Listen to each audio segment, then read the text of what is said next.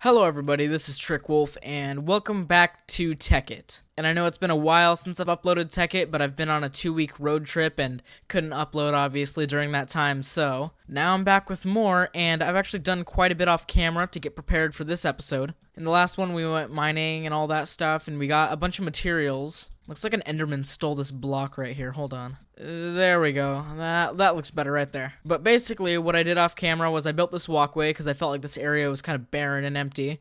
I finished off the farm and I put a roof on it. And around the back, I have an animal pen with some chickens and some sheep in it, because we are going to actually need wool to make wires and stuff for Galacticraft and possibly other things. And then over here, I made this little workshop area to like work on stuff and to put some machines. Oh, and also I got this. It's a musket, and it actually shoots pretty well, because normally a musket would be like a kind of point blank weapon. Usually you put a blade on the end of it. But this one's so accurate to the crosshair that it may as well be a sniper rifle. Like, let's find an animal that's off in the distance that's standing still. This sheep over here, for example. We load it, and I only do have one musket round. So if I miss this, then, that's completely it. Or actually, there's this brown sheep right here. Let's go for that one, because he's standing more out in the open. We aim it, and he went behind a tree. That's great. Here, I see that one under the tree over there. And yep. Completely gone, completely dead. So it shoots pretty accurately and pretty well, and it's actually really powerful and can one-shot creepers and skeletons usually, which, as we remember from the last episode, were the bane of my existence, so now I have a good tool against them. The only reason I don't have that many musket rounds is because I'm waiting until I can make the machines to yield more iron ingots and powder and stuff, because the point of the machines that I'm going to make here are going to be to increase the yield of our ores and stuff. So I have this chest that's materials and ingots and stuff that are fairly organized. And in this chest here is the stuff that we're going to need for the stuff that I want to make today. First thing would be a pulverizer. And that takes a machine frame, and I think I have all the stuff to make that. There we go, machine frame. And then the other thing is a coil of some kind. I forgot what it's called. Redstone reception coil right there. And then we need flint, copper, and a piston, which I already have. So if we just put it in like this, then there we go. We have a pulverizer. And I know that there's a wrench that we can use to rotate blocks and stuff, so I'm going to make one of those real quick. There it is. It's a crescent hammer, and it needs tin and iron. Or, you know what? I'm just going to wait until we get our pulverizer up and running until I even worry about that. So let's see. Let's stick that right there. And I'm not entirely sure how the inputs work. I think yellow and red are outputs, and then blue is an input. So what we want to power that is going to be a steam dynamo, and that needs a transmission coil, which uses silver. And I think everything else I have already. I believe it was like this. And there we go, steam dynamo. And I believe we want it to face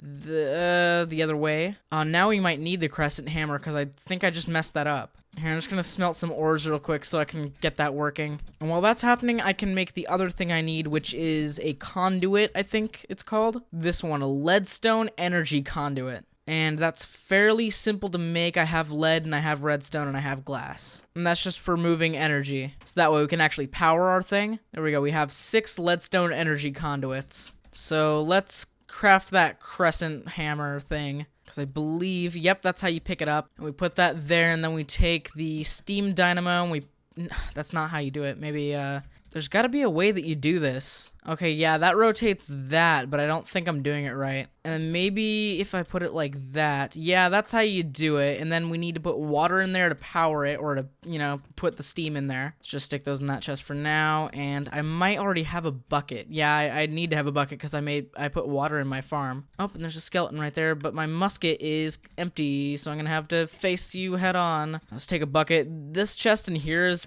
semi-organized, and also I realized that when I kill mobs, sometimes they drop their heads, so now I have some mob heads on my wall. I got a bunch of materials, and I got some valuables, and I ended up actually finding diamonds because I was doing a lot of mining off camera, and we only need 2 more diamonds in order to make a quarry, which is one thing that I do want to get up and running, so that way I can actually get all the materials and stuff that I need. And I'm going to relegate a very large area to quarrying. So where's some water? There's some water back here at my sugarcane farm, or in that farm. Let's just grab some water from here real quick. So then what we do here, let's get rid of the brown wool because it's bothering me. And then we put this in there, and now there is water in there, which I think... Do we put coal there? I think we put coal there. Yep, that's how it works, and then it turns it all into steam. Here, let's just put half a stack in there, and then it all gets turned into steam, which I think turns into power. Yeah, RF is power, and now that's going up in here. And now I think you put your ores in there. Let's start with some iron, just a little bit of iron. Put it in there. I think this is an extra output for when you get extra things like ferrous powder or whatever it's called. But other than that, it brings pulverized iron, and each pulverized iron dust right here turns into a full ingot, so each ore is worth 2. So you're essentially doubling your ore production. It gives you some extra pulverized ferrous metal, which I think is used to make a thing called Invar. Yeah, and then Invar is used for some other things like flux capacitors and stuff that's way over my head so far, and for making other machines. But other than that, it's actually turning out pretty well. And then we can put, I think, a tube right here, a pipe, either Buildcraft or I think there's thermal expansion pipes, into a furnace. And there is a type of furnace that I do want to make, and that's a redstone furnace. And that needs a redstone reception coil, another machine frame, and some bricks. Let's go find some clay for some bricks. Oh, and also now I have multicolored tools from the different gemstones and stuff that I got. Here, if I just break one block, it's acting like there isn't even a block there. You know what, I'm just gonna leave that alone, because it's got issues. That, and I don't think there's any clay over there, unless over here this is clay. Yeah, it's clay. Let's collect this. And that's gotta be enough for at least a couple blocks. Well, it's more than enough, actually. Now, I think in Buildcraft, pipes are called pipes, and in thermal expansion, they're called tubes. Never mind, there aren't any things for tubes. I think they are called pipes. Here we have stuff for BC Transport, which is Buildcraft Transport. And I remember how it works. The wooden ones are extraction pipes. Yeah, they extract things. Yeah, it says what they do.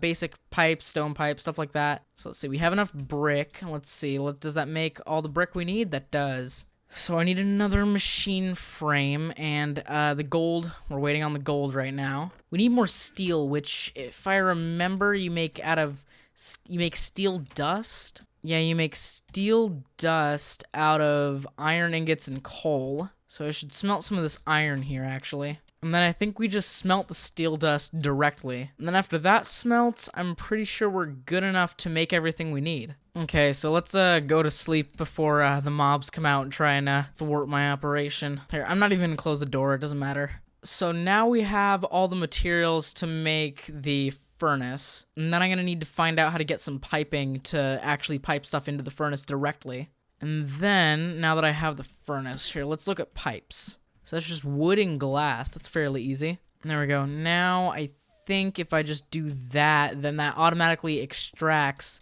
Does it not go in that way? That's an input, isn't it? Yeah, and then I think that gets powered, that can get powered by this too. So I guess maybe we need to use more conduits to get them over to the furnace. That gets it into there, and it starts making it work, but at the same time, it's kind of overlapping like that. I think... Oh yeah, this is gonna be a problem too. We can really only put one in at a time because they're just gonna pop right out. So for the sake of neatness, let's put this above, and I need more. I think it's just lead, and I feel so bad for smelting it in a furnace instead of putting it through the process of the pulverizer first. So I think ultimately we're gonna need the systems of pulverizers that go into a series of pipes that then sort it out and put it into different furnaces based on what it is. And that's gonna require diamond pipes and stuff. This is already getting very expensive. So I need my 2 lead, I think. Do I need glass? Yeah, I do. I don't have that much glass. I'm gonna need to smelt some more. There we go, and now we can actually power that right there, and now it goes into both things. I'm not entirely sure, but I want to think that the longer your conduits are, it might lose energy along the way, but I am not very certain about that. I think one of the things we're supposed to create is a dynamo, or no, it's not a dynamo. It's a thing, I forgot what it's called. Energy cells, that's what they are. And for that, we need electrum, which I think we can use pulverized silver and gold dust. So let's just steal... How do you make gold dust?